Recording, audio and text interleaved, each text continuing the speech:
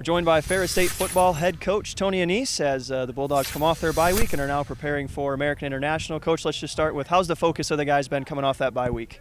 You know, it always feels like I look forward to a bye week, and then when I come back to practice for game week, I'm like, oh my gosh, did we lose our edge a little bit? So you always worry about that. But we were really sharp last week.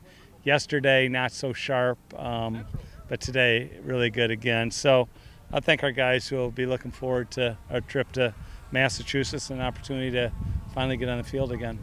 Obviously another long road trip for you guys. Been a couple home games in a row now, but a chance to go back out on the road, long road trip out to American International. Talk about traveling out there and then also some things maybe that American International does really well. Yeah, I think logistically we've got a pretty good handle on traveling distances and minus, the Pittsburgh State game. We've traveled well since I've been here at Ferris, so excited about it. Yeah, AIC, they're a very competitive team.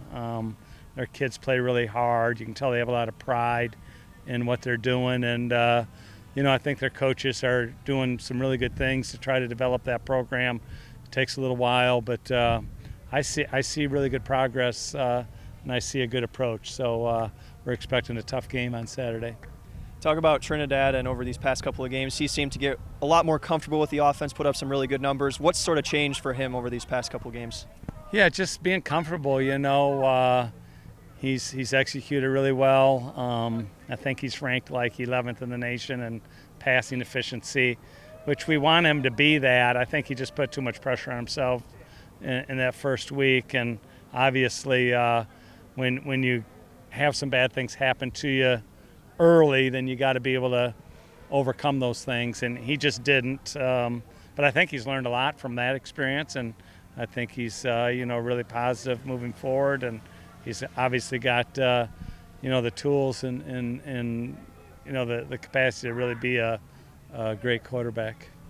As you guys kind of head into this final non-conference game, where have you kind of seen the most improvement from this group going into this last non-conference game? Well, I spend most of my time with the offense, so anytime I'm thinking, dang, maybe I'm a little nervous, then I look at our defense, I'm like, they've really only given up one touchdown, and I think that was a 35-yard drive after a fumble on a kick return. It's the only touchdown they've given up in 3 games. So they're ranked really high on defense. I think 3rd in total defense and great in scoring defense. And so the defensive coaches have done really well. The personnel's good there. And so that's just kind of something I can lean on. And then, offensively, if we continue to grow like we have, against Lake Erie, we had 49 at halftime. Against Ashland, we had 36 at halftime. So, that's really doing productive things quickly. And so just keep on growing and keep on executing. Like you said, you guys have been really good on the road. Going to the Northeast, which is not a lot of where your players are from, haven't seen that area. How cool is it to kind of have them experience a different part of the country? Yeah, it'll be interesting. Like if I did a little geography test and I took the 50 states without the names on it, I bet you, a large percentage of our guys couldn't point out where Massachusetts is. So obviously a lot of history in Massachusetts and things of that sort, none of which we'll talk about or even realize. We're just going to go out there to play a game and come back home. And truthfully, we haven't had an early game yet.